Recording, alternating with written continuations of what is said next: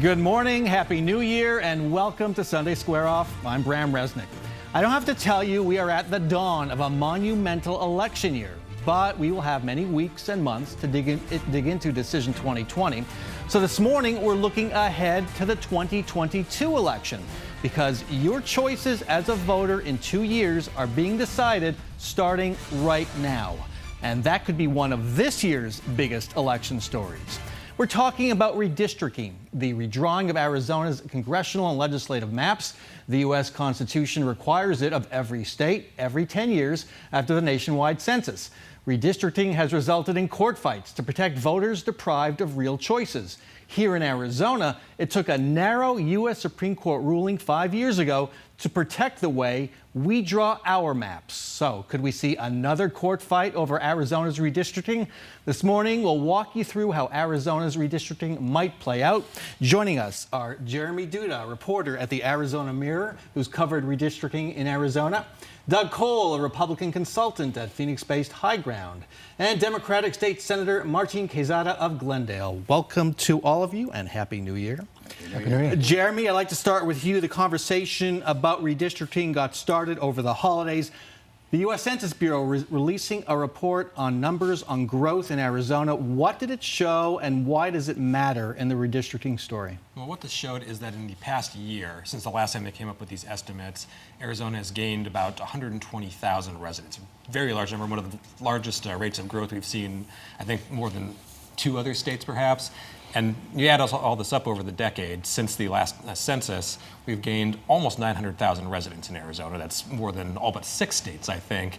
That basically what that means is we are almost certainly going to gain a 10th congressional seat. The population numbers will get, there's a number of states that are going to be losing seats. We're among those that will be gaining one. And when there's a new seat to be gained, that means there's going to be a lot of fights over where those lines are going to be drawn. Okay, and so that will set redistricting is going to happen anyways, but now redistricting will have to account for one more new seat and find a place to put it. Right, and we won't know for certain for another year until we actually do the census and the official reapportionment comes down from Washington, but it looks almost certain that we're going to get that 10th seat. Okay. For the last 50 years, we've gained a seat every 10 years. Thank you, Doug. You've anticipated a graphic I'm going to show in just a few minutes, but you're right. Yeah. Our growth is just astounding. Yeah. So census was number one, the number one thing that happened over the holidays. Number two, this is where we get a little deep in the weeds on this subject, but it's important, and the history here is important too. Governor Doug Ducey put out a call for nominations to the Commission on Appellate Court Appointments. Most people have never heard of that.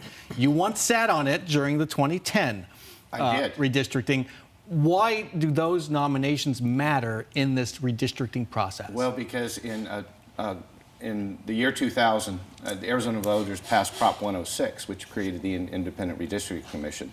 And the start of the whole process of appointing those commissioners lies with the Appellate Court Commission. The Appellate Court Commission is 15 members, 10 non-public members, and 5 attorneys appointed by the governor. Those commissions need to come up with a list of 25 applicants that will later be chosen for the final 5-member commission. So those 25 applicants consist of 10 Republicans, 10 Democrats, and 5 independents. And so this commission, which usually chooses candidates for Supreme Court and the appellate courts, is now put into a very political arena every 10 years. Very political arena, and Martin Quezada, some Democrats felt like the governor was trying to sneak in these nominations under the cover of the holidays. Yeah, absolutely. And I think, the fact that what's happening with this late application deadline is that he's continuing a process that he started many years ago, right after the last Independent Redistricting Commission was created and the last maps were drawn. And in that time, he has essentially stacked this Commission on Appellate Court Appointments. And like Doug explained, what this commission actually is, it's the gatekeeper for the people who are going to be sitting on the Independent Redistricting Commission that are going to draw these maps. So in order to have an outcome with maps that you like, the goal here is to stack the commission to give you good candidates that are going to sit on that commission and draw those lines. Now, to be fair, the governor doesn't have total control over who sits on the commission. That's correct. The Constitution lays out what that commission looks like. For instance, it can't have more than one party can control it.